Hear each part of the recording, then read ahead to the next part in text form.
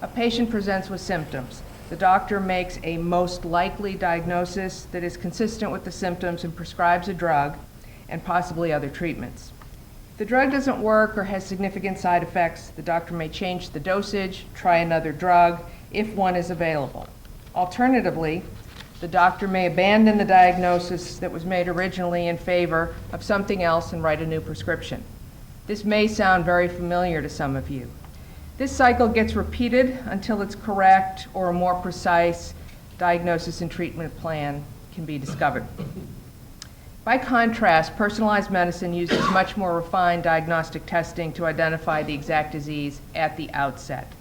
Then, to select the best treatment and determine the right dosage, doctors who use a more personalized medicine approach take into account a number of factors, including the patient's unique physiology, and if appropriate, the understanding of the tumor, the virus, or other infectious agent that the patient might be suffering with, the patient's ability to metabolize particular drugs. For today's program, what we have done is assemble a group of 4 experts from the UMB campus to provide brief overviews of the science that's made personalized medicine possible, the potential of this approach to revolutionize the practice of medicine, and 2 potential barriers that are complicating the transition from trial and error medicine to personalized medicine in the U.S. and to varying degrees the rest of the world. You won't leave here today with all the answers, but you will leave here with a better understanding of the issues that will frame much of the dialogue about personalized medicine over the next several years. This is really the age of the rubber hits the road age for personalized and genomic medicine. As Claire said, advances in discovery have really come along very well just in the last 5 or 8 years, and the challenge to us all is to figure out what this all means and how we can best apply it in the real world for improved patient care. And so I thought I would just introduce to you what I define as personalized medicine. When I tell people at cocktail parties that I'm the Associate Dean for Personalized Medicine, I kind of see their eyes wander a little bit and they wonder what the heck this guy does. And they probably envision me overseeing a whole bunch of administrative assistants who are writing birthday cards and Christmas cards. So rather than having all of your eyes glaze over, I thought I'd define for you what I see as being personalized medicine. And this is the use of information from a patient's genome or other omes, other biomarkers, to predict individual disease susceptibility, to better define disease prognosis, to be able to tailor medications and medical device use and diet even and lifestyle to more effectively prevent and treat disease and to minimize adverse treatment effects. And the NIH likes to talk about these 4 Ps, personalized medicine being predictive, personalized, preemptive, and participatory. Our DNA consists of 3 billion base pairs, these chemical building blocks, and they're encoded or put together in our chromosomes. There are 22 autosomes, and then the sex chromosomes, the X and the Y chromosomes. Those 3 billion chemical building blocks encode about 25,000 genes, and those 25,000 genes actually encode more than 100,000 different proteins, and of course those proteins control all sorts of metabolic processes. And what we've learned about the human genome so far is that any 2 human beings are 99% identical when it comes down to the DNA and the sequence of those chemical building blocks. But it's these very small differences, 1% or so difference, that actually defines everything that's different about the billions of people that live on this planet, and ultimately determines susceptibility to disease. So 1% difference among all humans will determine whether a given individual will, for example, have cystic fibrosis or not, or sickle cell anemia or not. These 1% of differences are going to determine whether an individual is at increased risk for things like cancer or type 2 diabetes, cardiovascular disease, liver, kidney failure, etc. The 1% difference is going to tell whether a given individual is more likely to respond to a given medicine or conversely have a life-threatening event to that same medicine. Will determine what the optimal diet might be for a given individual, whether an individual is going to be more likely to have greater health benefits from, say, an Atkins-like diet or an Ornish type diet. And ultimately, you add up all these differences, susceptibility to disease, et cetera, it'll determine how likely a given individual is to live to, for example, 100. So here are some of those traits in human diseases for which we have specific zip codes in the genome and know exactly what those variations are.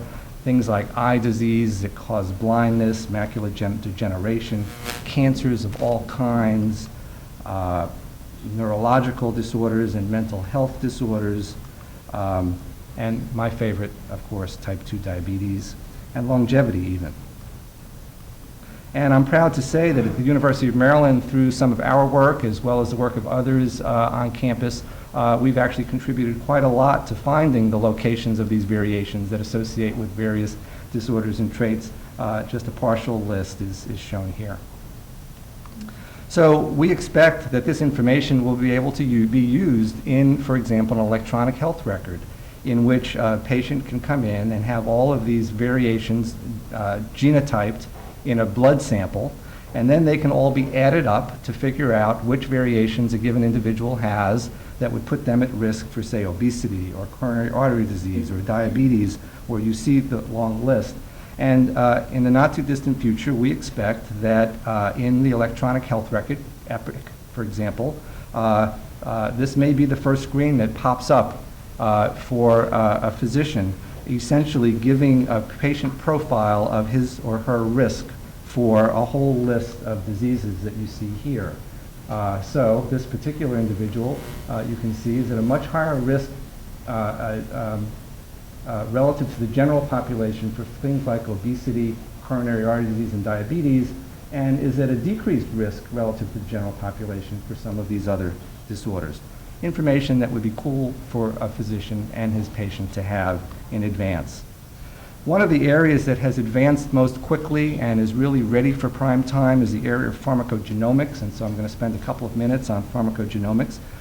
It's the study of genetic makeup and how it affects responsiveness to drugs, okay, in terms of efficacy as well as susceptibility to adverse side effects. And the promise here is that we'd be able to treat patients with the right medication at the right time. So the way this works essentially is the way we treat patients today, as Claire mentioned, is that we make a diagnosis. In this case, all people here have some green disease. And based upon that diagnosis, we know that on average, patients respond to medicine X. And we treat all of these patients with the green disease with medicine X, and we hope for the best. And in most cases, about 70% of them will respond to the medication, and about a quarter of them will lack any response whatsoever. And some of them will have adverse reactions, and even some of them, a small number of them, will actually die from that intervention. And the way pharmacogenomics goes is that we can make this a green diagnosis, but some kind of a genetic test or other tests can be done in which we can predict in advance who the responders will be. And of course, those individuals would be given the medicine. And those who we would predict would be non-responders or have adverse reactions to the drug, we would give an alternative medication, preventing those adverse reactions, creating a better response in these predicted non-responders, and even preventing a few deaths. The University of Maryland is among the leaders in pharmacogenomics these days, in that we have been part of the Pharmacogenomics Research Network funded by NIH, a group of academic investigators here across the country, essentially the who's who of genomics and personalized medicine.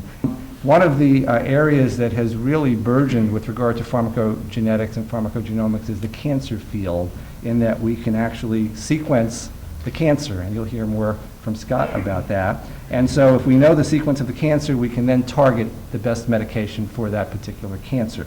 And here are just a few examples of genes that are paired with drugs in which we can actually make a prediction about response to a given cancer.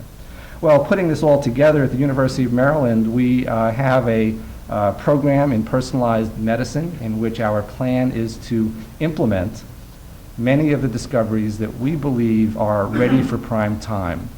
And we have a number of initiatives going on as part of the program in personalized medicine. Of course, I won't go through all of these right now, but the bottom line is to build infrastructure in which we can take basic discoveries We can do clinical research to develop an evidence base, and then we can ultimately take those discoveries that have an evidence base for improving care into clinical models. I think that we're actually catching up to, this sort of diagnostic, reality where we can start to predict things about people that are going to have big consequences and kind of help determine, a lot of things about our lives.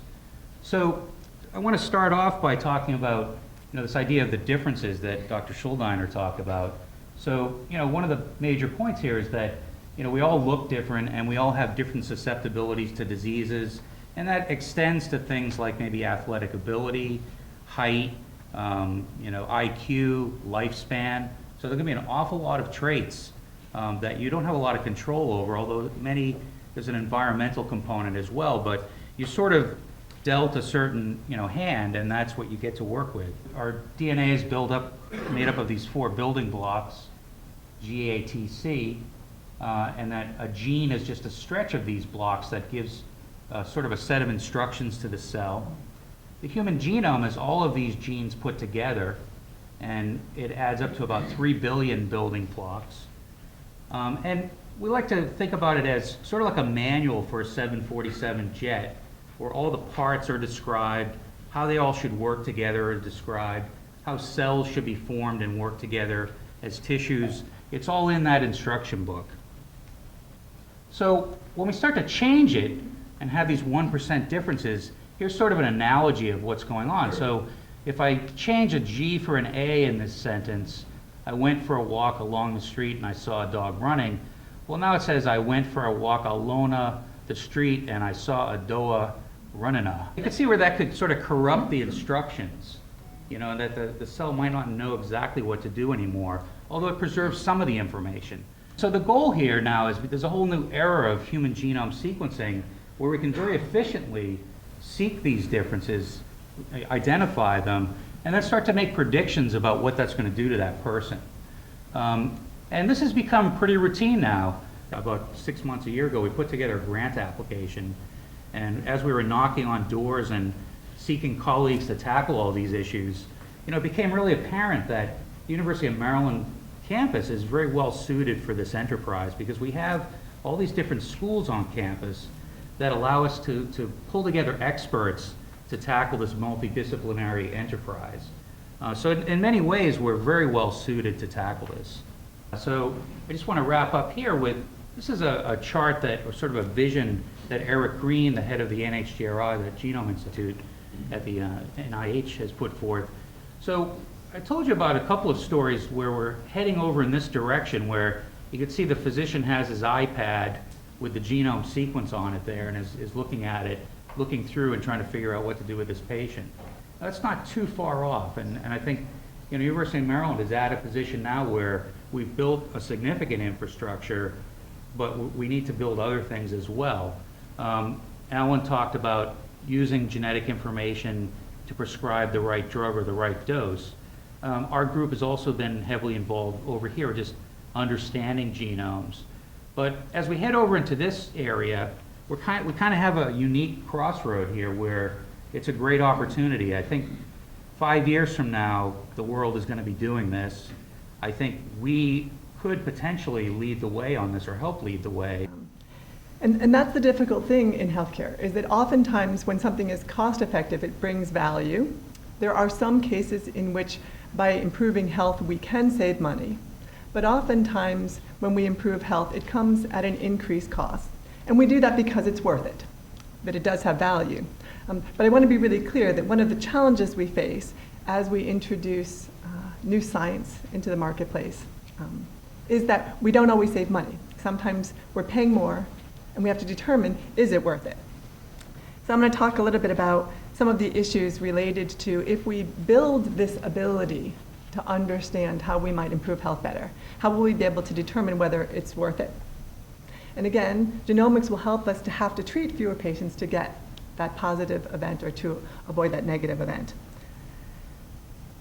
There's a There's a new drug that came out that's the alternative to clopidogrel. It's called prasugrel. And we're all thinking about whether we should use the older medicine with its limitations or the newer medicine, which also has limitations.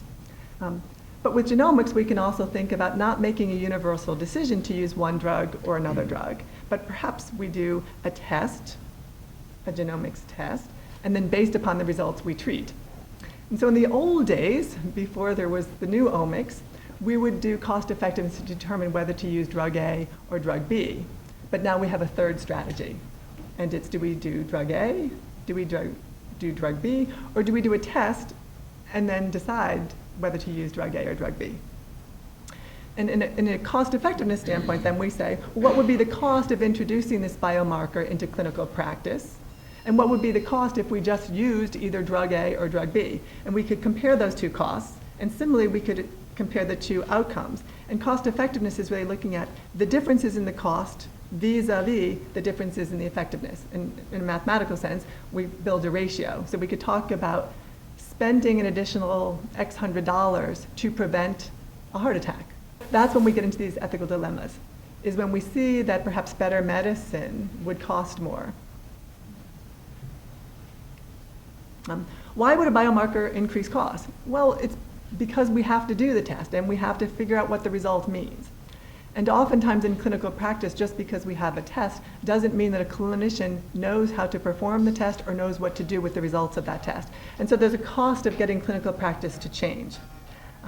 We also know that as we have better tests, that it may change the number of people who come into treatment. And so that could change the cost and increase the cost. However, using biomarkers, we could decrease costs. We could decrease costs because we get the right drug to the right patient at the right time, especially as we shrink the time from doing a genetic test to having the results. We can really get the right drug to the right patient at the right time. And so there's reason to believe that maybe this movement towards genomics could lower costs and therefore make the practice of medicine more cost effective. What about on the effectiveness side? Using biomarkers clearly could increase treatment effectiveness because we would get to personalized medicine. And so each patient would get the right drug and therefore have no worse health outcomes and in many cases better health outcomes. From a drug development standpoint, we probably would develop more drugs because we'd be able to develop drugs that are targeted for the right population. So this could increase the effectiveness of drugs and therefore improve the cost effectiveness. But it's important to realize that biomarkers don't necessarily guarantee improved effectiveness, especially when they're not deterministic, as Dr. Shuldiner said, when we don't definitively know what to do, but we just know that there's an increased probability. And especially if people don't quite understand the results of those tests. And so they don't necessarily use that information correctly. We could end up delaying treatment and really not improving health because we're waiting for the test to come back. And so it's not guaranteed that use of biomarkers would necessarily improve health in every situation. I think you've gotten the message so far that much of whole genome sequencing that has been done so far has been in the research setting, but we're now starting to see it in the clinical setting. And in a number of the cases where whole genome sequencing has been done in the clinical setting, it's often being used by parents who are trying to discover the causes of their child's otherwise unexplainable symptoms and developmental disabilities. The other primary ethical and legal issues that are raised by whole genome sequencing include who controls acquisition of a person's DNA and the information it contains, what uses may be made of that information and what constitutes misuse, and who decides how that information is to be used. Those questions touch on issues of ownership, consent, and privacy. As to ownership of and control over the tissue sample that contains the DNA and derivative information, many of you, I'm sure, have heard about the Henrietta Lacks case, in which Dr. Gray, who was a cell biologist at Johns Hopkins, used Henrietta Lacks's cancerous tissue. She was 31 years old and had ovarian cancer, to develop the first immortal cell line, the HeLa cell line, which could grow continuously in vitro. However, the leading legal case on this topic is one called Moore versus the Regents of the University of California. In Moore, which was a case decided by the Supreme Court of California in 1990, John Moore underwent treatment for hairy cell leukemia at the UCLA Medical Center under the supervision of Dr. David Gold. And Gold recommended to Moore that he undergo a splenectomy because he thought it would slow down the progress of his disease. So based on Dr. Gold's recommendation, Moore signed a written consent form authorizing the removal of his spleen, which said that the hospital could dispose of any severed tissue or organ by cremation. Dr. Gold later obtained a patent on and commercialized a cell line developed from Moore's cancer cells. A material fact in that case was that Dr. Gold had been aware of the potential for financial benefit from developing a cell line from Moore's bodily tissues and fluids, and that was at the time that he had obtained Moore's informed consent for the procedure, but he had not disclosed that to Moore. So Moore sued Dr. Gold and the UCLA Medical Center on the theories that Dr. Gold had a fiduciary duty to inform him about the fact that he wanted to use his cells for commercial purposes, as well as the theory of conversion, that is, that Dr. Gold interfered with his ownership of his personal property, that is, of his cells. The court in Moore ultimately decided that Moore did not have a property right to his spleen cells once removed from his body, reasoning in part at least that that would have a threatening or be threatening to future scientific research. However, they did rely on the theory of informed consent. That is that Moore had a right to be told by Dr. Gold that he had planned to use the cells for profit, and then he could decide whether or not that he wanted to provide them. The court believed that that informed consent doctrine was sufficient to protect Moore's interest in his privacy and dignity.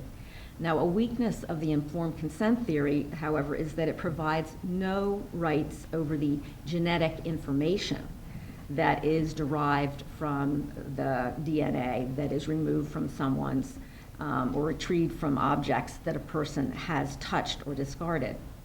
So under the holding in Moore, one could object to commercialization of anything that's derived from your tissues, but one's discarded, but it does not protect actually the information that is derived from your DNA. So a few states have actually enacted or are considering laws that would explicitly establish an individual's ownership rights in his or her genetic samples. Alaska law, for example, provides that a DNA sample and the results of DNA analysis that are performed on the sample are the exclusive property of the person sampled or analyzed. The President's Commission has stated that new laws may be necessary to protect individual privacy for people who are having their genome sequenced. While the 2008 Genetic Information Non-Discrimination Act, or GINA as it's also called, does prohibit the use of genetic information in health insurance and employment settings, it does not protect its use in long-term care, disability, or life insurance. And I think also, as we know, employers can terminate workers for other reasons, even if the real concern is health insurance costs. A final ethical issue that continues to be debated in the context of whole genome sequencing is the issue of what to do with incidental findings. And these are unexpected findings. And in the research context, these are findings that have potential health or reproductive importance, but are beyond the initial scope or aims of the study.